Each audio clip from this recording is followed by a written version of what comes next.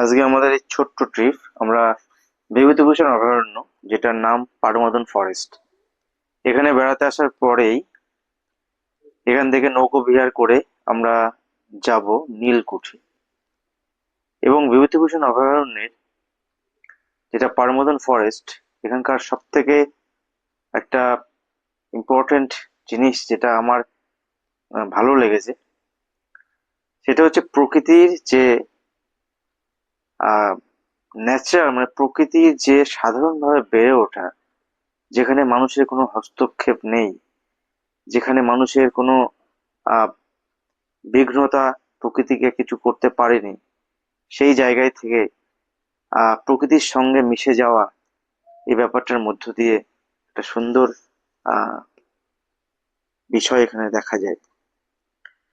তো আমরা বিভূতিভূষণ অভয়ারণ্য, এটা আমার বাড়ি থেকে মাত্র 15 কিলোমিটার দূরে, গ্রামের বাড়িতে এসেছি এই সময়। এবং এই বিভূতিভূষণ অভয়ারণ্যের মধ্যে কিছুটা যাওয়ার পরেই একটা ঘাট পাওয়া যায়, যার নাম হচ্ছে বিভূতিভূষণ ঘাট। এবং এই বিভূতিভূষণ ঘাট থেকে আমাদের নেক্সট গন্তব্যস্থল নীলকুঠি। আমরা সঙ্গে আছি 3 জন, আমার ছোট্ট ছেলে, আমার ভাই, আর একজন আছে পিছনে আমাদের যে মাঝি। এই পরিবেশটা যদি আমি আপনাদের সঙ্গে বর্ণনা করি, এটা একটা মানে অকল্পনীয়, বিশেষ করে যারা প্রকৃতির সঙ্গে নেই, যারা ইট পাথরের দুনিয়াতে বাস করেন, তারা যদি ফিল করতে পারবেন যখন আপনি এখানে আসবেন। একধারে জঙ্গল, একধারে গ্রাম, মাঝখানে ইছামতি নদী। এবং আপনি যদি দেখেন পুরোটাই এই জঙ্গলটা কিন্তু ঘেরা, যেটা অভয়ারণ্য বলা হয়, এবং প্রোটেক্টেড একটা এরিয়া যেখানে বন্য প্রাণীরা আছে। এবং এই প্রোটেক্টেড যে এরিয়া, এর মধ্যে হরিণ আছে। আমরা লাস্টে দেখবো, জেনারেলি প্রথমেই আমরা নীলকুঠি যাচ্ছি কারণ আমার ছেলের একটা চাউনি ছিল, মানে ওর বিশেষ ভাবে, যে আমরা এখান থেকে নীলকুঠি যাব। তা আমারও ইচ্ছা আছে যে নীলকুঠি যাব। দেখুন, ছোটবেলাতে আমরা, যখন আমার ছোটবেলা এই এলাকাতে কেটেছে, এবং ছোটবেলাতে অনেকবারই স্কুল থেকে 9, 10, 11, 12 এই সময়কালে আমরা এসেছি, বাট এইভাবে নৌকো বিহার হয়নি। এই নৌকো বিহার ফার্স্ট টাইম। নৌকো বিহারে মানে যে আমরা যাচ্ছি, এবং দুধারের যে পরিবেশ, এটা সত্যি খুব মুখকর। বিভূতিভূষণ বন্দ্যোপাধ্যায় এই এরিয়া থেকেই বড় হয়েছেন, এবং প্রকৃতি তাকে দুহাত ভরে দিয়েছেন। এবং তিনি সেই প্রকৃতির যে সব কাহিনী, তিনি তার আহ উপন্যাস পথের পাঁচালী, অপুর কল্পনা সিনেমাতেও আমরা অনেক কিছু দেখতে পেয়েছি, সেসব কিন্তু সব এইসব এরিয়ার বর্ণনা তিনি করে গেছেন। আমার বাড়ি থেকে এটা প্রায় 15 কিলোমিটার দূরে, গ্রামের বাড়ি থেকে। আজকে 27 ডিসেম্বর 2025। দেখুন, এই দিকটা আপনারা দেখতে পাচ্ছেন যে এই দিকটা কিন্তু পুরো প্রোটেক্টেড এরিয়া, বন, এবং যেটা অভয়ারণ্য বলা হচ্ছে, বিভূতিভূষণ অভয়ারণ্য অনেকটা। এবার এই যে নদীটা দেখছেন, নদীটা ইছামতি নদী, এবং এই ইছামতি নদীটা কিন্তু পুরো ঘেরা এই অভয়ারণ্য। এবং আমরা যেদিকে যাচ্ছি, জেনারেলি যদি আমরা দেখি, তাহলে এই দিকটা কিন্তু পুরোটা আপনি দেখতে পারবেন যে একদিকে নদী আর একদিকে একদিকে অভয়ারণ্য আর একদিকে লোকালয়। বাট ওদিকে চাষের জমি আছে, চাষের জমি পেরিয়ে ওদিকে লোকালয় দেখা যাবে। নৌকো চলছে অনেকটাই রাস্তা, এখান থেকে যদি দেখা যায় প্রায় নৌকো করে আমাদেরকে যেতে হবে 20 থেকে 30 মিনিটের মতো। তো খুবই ভালো একটা স্মৃতি, মানে হয়ে থাকবে এই জিনিসটা আমার আগামী দিনে। সেটা আমি কিছুটা ক্যামেরা বন্দি করছি। এবং দেখুন, সেই ফরেস্টের গা পেয়ে আমরা এক ধার দিয়ে চলে যাচ্ছি। এবং এই স্মৃতিটা আমি আপনাদের সঙ্গে শেয়ার করে রাখলাম, আপনারাও দেখবেন এবং আপনাদেরও ভালো লাগবে। জেনারেলি বাড়ি থেকে আমরা বাইক, টু হুইলার করে এখানে এসেছি। চুল দেখে বুঝতে পারছেন যে উস্কো খুস্কো চুল হয়ে আছে। কিন্তু এই যে নৌকায় করে যে যাত্রা, এই যে মানে প্রকৃতির মধ্যে দেখতে পাচ্ছেন সামনে, এই যে প্রকৃতির যে সামনে ভাই বসে আছে, তো প্রকৃতির যে এই দৃশ্য, এই দৃশ্য কিন্তু সবসময় পাওয়া যায় না। আজকের দিনে বেশ সূর্য অনেকটাই আলো দিচ্ছে, এবং সূর্যের এই শীতের সময় সূর্যের এই আলো আমাদের বেশ একটা প্রাণবন্ত আহ মন তৈরি করে দিচ্ছে। সঙ্গে তো এই এই প্রকৃতি সঙ্গে মিশে যাওয়া এই অনুভূতি জেনারেলি পাওয়া যায় না। তো আমি তো একদম ছুটির মুডে আছি, পুরো ফুল হলিডে মুডে আছি। এবং এবারের 25শে ডিসেম্বরের যে ছুটিটা, এটা আমি আমার গ্রামের থেকেই উপভোগ করছি। অনেকেই অনেক দূরে বেড়াতে যান, অনেকে অনেক জায়গায় ঘুরতে যান, বাট আমাদের এই ছোট ছোট জিনিসগুলো আমাদের কাছাকাছি, কিন্তু যে বিষয় এই এই এই ছোট ছোট যে জায়গাগুলো, এগুলো আমরা অনেক সময় ভুলে যাই, আমি নিজেও ভুলে যাই। তো এইবারে আমি মিস করতে চাইনি, আমি চেয়েছি এইবারে এই জায়গাগুলোকে উপভোগ করতে। দেখুন আমার ছেলেও বেশ এনজয় করছে আমার সঙ্গে। তো ও তো খুব খুশি জেনারেলি, ওরই মেন এখানে আসার আহ খুব ইচ্ছাতেই আমরা এখানে এসেছি আজকে। কেমন লাগছে? ভালো লাগছে। দেখুন জঙ্গলটা কিন্তু এখনো আমাদের সঙ্গে রয়েছে, জঙ্গলটা এখনো আমরা দিক থেকে আসছি। আর আমাদের লেফট সাইডেও জঙ্গল, জঙ্গলের মাঝখান দিয়ে নদী। এটা ইছামতি নদী, নদীটা ইছামতি। তো ইছামতি নদী, দেখুন আরো অনেকে যাত্রীরা এসছে, মানে যাত্রীরা নয় অ্যাকচুয়ালি, ঘুরতে এসছে, তারাও এই সেম ট্রিপটা করছে। ওই সামনে নীলকুঠি, ওটাই কি নীলকুঠি? তো আর দেখুন জঙ্গলটা কিন্তু নীলকুঠি, এখান থেকে যদি আপনি হেঁটে আসেন তো আপনি দেখতে পারবেন জঙ্গলটা কিন্তু পুরো এই সাইড থেকে আসছে আমাদের।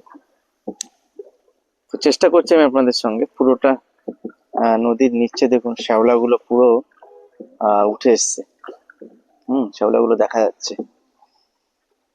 আর আমার ছোটবেলা এইসব এলাকাতেই কেটেছে, মানে এতটা গ্রামে নয় যদিও বা, কিন্তু আমার বাড়ি থেকে কাছাকাছি 10-15 কিলোমিটার মতো। ছোটবেলায় ক্লাস 9, 10, 11, 12 যখন পড়াশোনা করতাম, তখন বছরে 1-2বার আসা হতো, এক বছরে একবার হয়তো। তখন এই 14-15 কিলোমিটার রাস্তা আমরা বন্ধুরা সাইকেলে করে চলে আসতাম, বাইসাইকেল করে, করান বাইসাইকেলে করে আমরা মানে চলে আসতাম। কেমন লাগতো বলতো? ভালো লাগছে। তোমার তো হেভি হতো না? দেখুন এখান থেকে আবার কিছুটা দূর এসেছি আমরা। এদিকে ওটা নীলকুঠি। কই? ওই যে পোড়া বাড়িটা। নীলকুঠি হতে পারে, আই থিঙ্ক সো।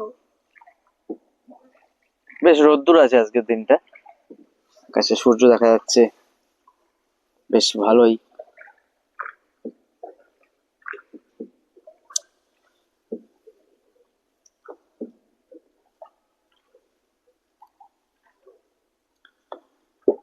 তো নীলকুঠিতে এইভাবে আমি কখনো আগে আসিনি, ছোটবেলাতে ছোটবেলাতে এইভাবে আমার আসা হয়নি।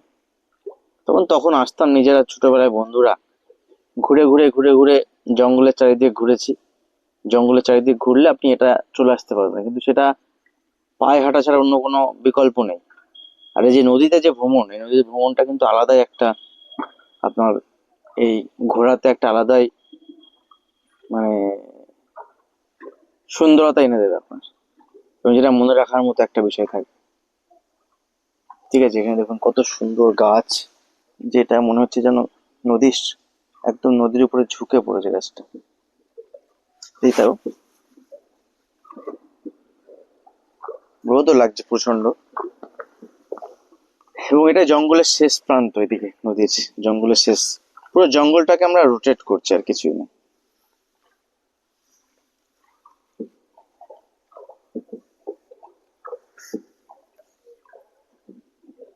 কিন্তু এবার আমি দেখলাম খুব বেশি যে মানুষ এখানে এসছেন আজকে, এরকম কিন্তু আমি দেখতে পেলাম না, যদিও বা এখন পুরো এটা একদম ফ্রি একটা জায়গা, যেখানে আপনার পিকনিক করতে বা কিছু করতে কোনো পয়সা লাগে না, তাই না দাদা? পয়সা লাগে না, না? পিকনিক করতে কোনো পয়সা লাগে না তো এখানে? এখন সবই ফ্রি এমনি এটা একটা স্পট মতো মানে একটা পরিষ্কার করে মিনিমাম একটা মানে যদি ক্লিনিং চার্জ যদি দেখা হয়, আমরা পিকনিক করার পরে যদি ক্লিন করতে হয়, তার জন্য 100 টাকা বোধহয় ওখানে দিতে হয়, এরকম কিছু একটা ব্যাপার। তাছাড়া টোটালটাই পুরো ফ্রি করে দিয়েছে এখন গভর্নমেন্ট থেকে। আর এর মধ্যে কিছু কিছু যে জায়গাগুলো আছে, যে ট্রিপ গুলো আপনি করতে পারেন, যেমন নৌকো বিহার, এগুলো খুব বেশি যে খরচা এরকম বলবো না, ঠিকই আছে এখানে। মোটামুটি আপনি এরকম একটা নৌকাতে 300 টাকা দিলে আপনাকে এরকম আপনি আধ ঘন্টা 1 ঘন্টা আপনি মানে ঘুরতে পারবেন এখানে, ঠিকই আছে, অসুবিধা নেই। আপনারাও যদি মনে করেন আসবেন এখানে, তো আসুন। আমি নীলকুঠি গিয়ে আপনাদেরকে আমি এরপরে আবার শেয়ার করছি, ঠিক আছে? নীলকুঠি আর পুরোটাই একটু বড় ব্লগ হবে, ব্লগ টাইপের, মানে ব্লগ তো আমি বানাতে কোনোদিন ব্লগ বানাইনি আগে, তো ব্লগ টাইপেরই হবে। ফারহান কি বলবে? কিছু বলবে? না, কিছু বলবো না। কিছু বলবে না? না, ভালো লাগছে? হ্যাঁ ভালো লাগে। সুন্দর। হ্যাঁ। কলকাতায় তুমি থাকো, কলকাতায় তুমি এরকম জায়গায় কোথাও গেছো? না, যাই না এখন অব্দি। কলকাতায় আছে এরকম জায়গা মনে হয় তোমার? হতে পারে। নেই। নিকো পার্কে কে মেনু? সুবিধা করতে আসবে পুরো ডিটেল আহ, আস্তে আস্তে যাও। উম,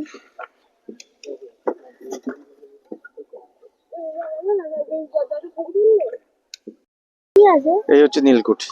হ্যাঁ, এই সামনে কি? দেখুন এইখানে ওই জঙ্গলেরই পার্ট, জঙ্গল থেকে আমরা এইখানে এসেছি। না আসা আর এই একটা দেখা আমরা পৌঁছে গেছি নীলকুঠিতে, ঠিক আছে? এটাই নীলকুঠির যে ঘাটটা, সেটা এখানে, ঠিক আছে? ওখানে পিকনিক স্পট, মানে নীলকুঠিটা একটা আলাদা স্পট। এই যে আমরা নৌকো করে এলাম, এই নৌকোতে এসে আমরা নীলকুঠি এবং বিভূতিভূষণ ঘাট থেকে আমরা এলাম পারমোদনের, এই দুটো ঘাটকে আমরা একসঙ্গে কানেক্ট করলাম এবং কানেক্ট করে আমরা এখানে নীলকুঠিতে পৌঁছালাম। এটা নদীর, ইছামতির ডান পাড়ে, আর আমরা ছিলাম ইছামতির বা পাড়ে, ঠিক আছে? তো চলুন নীলকুঠিতে কিছু ঘুরে আসি কিছুক্ষণের জন্য। কি হচ্ছেন?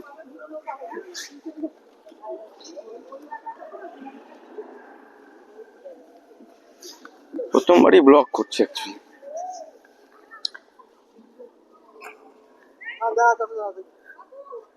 নীলকর সাহেবদের বাংলো, তখনকার দিনে আছে, অনেকটাই পুরানো।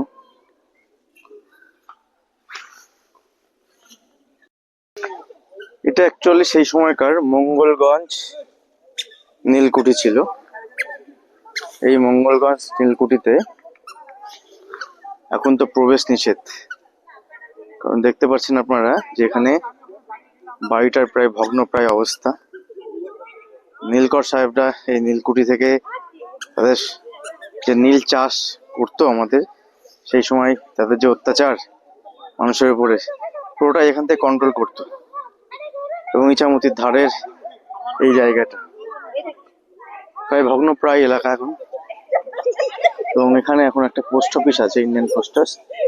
আর এই মঙ্গলগঞ্জ, এটা একটা প্রাইমারি স্কুলও এখানে রয়েছে। তো নীলকুঠির পাশে একটা মঙ্গলগঞ্জ প্রাইমারি স্কুল, পাশ দিয়ে রাস্তা, অনেকেই এসছেন এখানে ঘুরতে মোটামুটি। আমাদের যে নৌকাতে এসছি আমরা, সেই নৌকা দাঁড়িয়ে আছে, মানে ওখানে নদীতে আছে, আমাদেরকে নিয়ে আবার ফিরবে। জেনারেলি আমরা যেখান থেকে এসেছিলাম সেই জায়গাটা ছিল আমাদের বিভূতিভূষণ ঘাট পারমদনের। দেখুন এখানে একটা পোস্ট অফিসও আছে, ইন্ডিয়ান পোস্ট অফিস, দেখতে পাবেন দূরে। এবং এই মাঠটা আছে, এটা একটা প্রাইমারি স্কুল এখানে আছে, এবং মানুষ অনেক ঘুরতে এসছে। কিছু দোকানও আছে এখানে বেরিয়ে। একটা মোটামুটি একটা, যদি আপনি দেখেন নীলকুঠিটা অতটা কিছু নেই এখনো পর্যন্ত আমার চোখে যেটুকু আমি দেখলাম। বাট আমি যে নৌকো বিহার করলাম, যেখানে নৌকো থেকে আমরা আইলাম, এবং যে প্রাকৃতিক দৃশ্য এখানে, এটা মানে একটা অনবদ্য প্রকৃতির একটা অনবদ্য সৃষ্টি। দেখুন এই হচ্ছে সেই ঘাট, এবং এই ঘাটের থেকে ওপারটা হচ্ছে, নদীর ওপারটা হচ্ছে আপনার পারমাদন ফরেস্ট, এবং এই পারটা নদীর, এখানে আমি দাঁড়িয়ে আছি এখন, সেটা হচ্ছে আপনার মঙ্গলগঞ্জ নীলকুঠি। নীলকুঠি থেকে আমরা যাচ্ছি আবার নৌকার দিকে, এবং দেখুন এখানে অনেক দোকানপাট তো আছেই, সামনে একটা সিঁড়িও ছিল, কিন্তু সেগুলোকে আর নিলাম না। এখান থেকে নীলকুঠির দিকে থেকে আমরা দেখুন নৌকার দিকে যাচ্ছি। ঠিক আছে, নৌকাতে বসে আবার আপনাদের শেয়ার করছি। আবার নৌকো ছেড়ে আবার আমরা ওই বিভূতিভূষণ ঘাটে যাচ্ছি, পারমাদন ফরেস্টের দিকেই। তো দেখুন এখানে কিন্তু নীলকুঠিতে অনেক বেস্ট, এটা টুরিস্ট স্পট মনে হচ্ছে, এখানে বেশ অনেক টুরিস্ট এসছেন এখানে। নীলকুঠি থেকে আমরা যাচ্ছি। ঠিক আছে, আমার ভাই বসে আছে ওইদিকে, আমরা তিনজনই এসছি, আর সঙ্গে সবাই আছে। নীলকুঠিটাকে আমরা আস্তে আস্তে ছাড়ছি। চালার পরেই বসবে না, বাসের পরেই বসবে। বাসের পরে বসে থাকো। মানে এই যে রং টং করা আছে, অনেক বাস হয়ে গেছে। হ্যাঁ হ্যাঁ,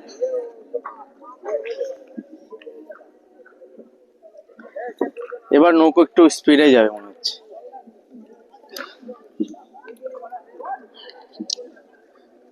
এদিকে জঙ্গল, এদিকে গ্রাম,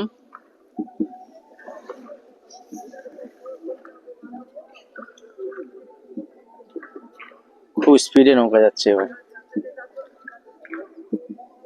অ্যাকচুয়ালি পারমানন্দ ফরেস্টের কিন্তু নাম যেটা, সেটা হচ্ছে বিভূতিভূষণ অভয়ারণ্য। বিভূতিভূষণ অভয়ারণ্য, বিভূতিভূষণের নাম অনুসারেই এখানে কিন্তু অনেক কিছু নাম আছে। আর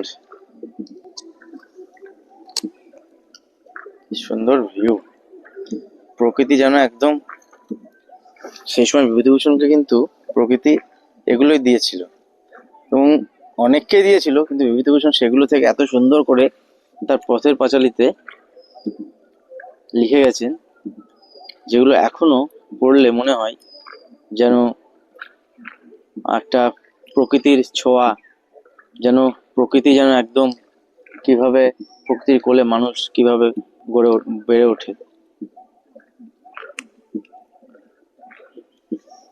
কি খাচ্ছিস? কিন্ডার জয়। সেই কিন্ডার জয়। হ্যাঁ,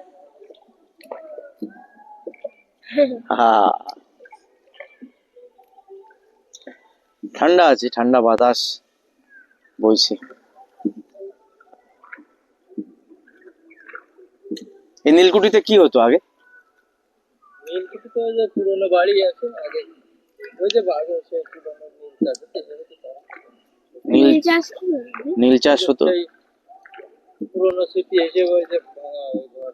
ইংরেজরা সেই সময় এখানে বসে পুরো নীল চাষিদের কন্ট্রোল করতো, তাদের যে অত্যাচার নীল চাষিদের উপরে, সেই অত্যাচার এখানে বসেই হতো। সেই স্মৃতি এখনো রয়ে গেছে এই যে এটা কাগজ। এখানে, এবং এগুলো সব নদীর পাড়েই কিন্তু এগুলো হতো আর কি।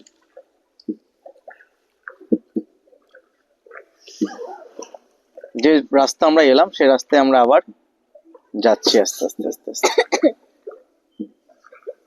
খুব সুন্দর জায়গা। পেট্রোল কোথায় গেল? পেট্রোল এবার শেষ। পেট্রোল কোথায় গেল? চলে এসেছি, এখন বাজে প্রায় দুপুর 2টো। 1টার দিকে রওনা দিয়েছিলাম, 1টা 1:30 1টা পরেই। এবং দেখুন আস্তে আস্তে ঘাট, যে ঘাট থেকে আমরা এখান থেকে স্টার্ট করেছিলাম জার্নি আমাদের, পুরোটাই নৌকায়, সেই ঘাটের কাছাকাছি আমরা চলে এসেছি। এবং দেখুন এই পাশে আরো অনেক বসে আছেন তারা, ঠিক আছে, ঘাটে। যখনই এরকম আরো কেউ আসবেন তাদেরকে নিয়ে তারা যাবেন নতুন ট্রিপে আবার। তো আমরা অলরেডি বিভূতিভূষণ ঘাটে আবার চলে এসেছি। এটা বিভূতিভূষণ ঘাট। তো পূর্ব ব্যাগ নেব, নিয়ে নৌকা থেকে বের হবো, আস্তে আস্তে নামবো। কেন তোমাদের ব্যাগ নিয়ে নাও। তো আস্তে আস্তে এবার আমাদের মোটামুটি জার্নি শেষ। বিভূতিভূষণ ছোট নৌকা, হ্যাঁ, কিন্তু জার্নি। টাটা দাদা। উঠলাম, চলে এলাম। হ্যাঁ, না, ওটা কারেন্ট নিলাম। অবশেষে ঘাট থেকে পৌঁছলাম, উঠছি সিঁড়ি দিয়ে। কতক্ষণ লাগে? এই তা প্রায় আধ ঘন্টা। টাকা দিচ্ছি। থেকে নামলাম আমরা, নামার পরে আমরা হাঁটছি, ঠিক আছে। এই সামনে পাখি, বিন্দু আমি রাখছি কত পাখি উপরে উপরে রাখো বেশ অনেক পাখি আছে এখানে। হরিণ কোথায়? হ্যাঁ ওকে জায়গাটার নাম পারমদন ফরেস্ট এবং বিভূতিভূষণ অভয়ারণ্য। বিভূতিভূষণ অভয়ারণ্য ইছামতির তীরে।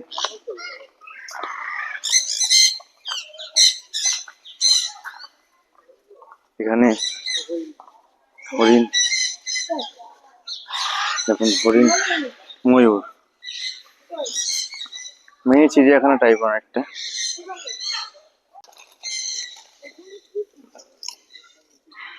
ময়ূর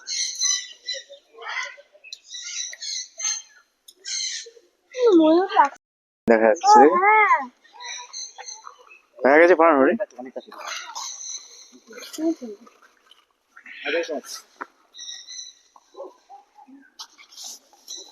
দিতে ফেল না কেন আজ পর্যন্ত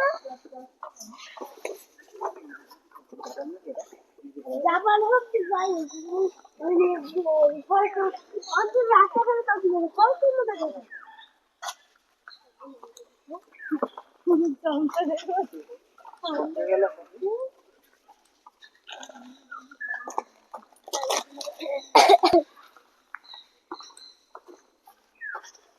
কোথায় হরিণ? ওই দেখে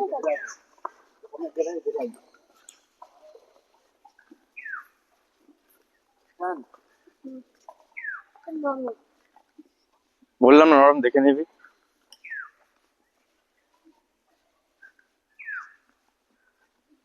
ভালো ট্রিপ হলো আমাদের একটা ছোটখাটো। ভালো লাগলো সবার? খুব ভালো। খুবই ভালো এত সুন্দর জায়গা, পুরোটাই দেখুন প্রোটেক্টেড এরিয়া, ঠিক আছে, পুরোটাই প্রোটেক্টেড এরিয়া।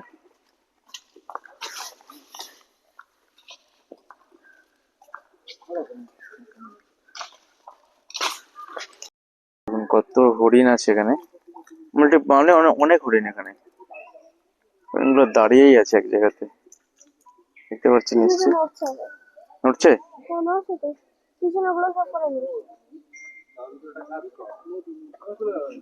এবং এদিকেও হরিণ আছে।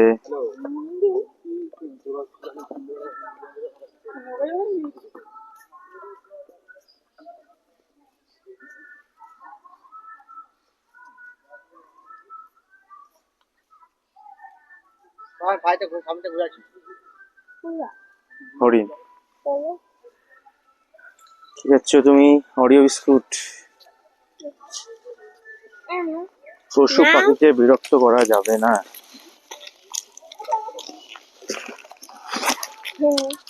কোনো খাবার দেবেন না। Very good. তোমরা তো বিরক্ত করে রেখেছি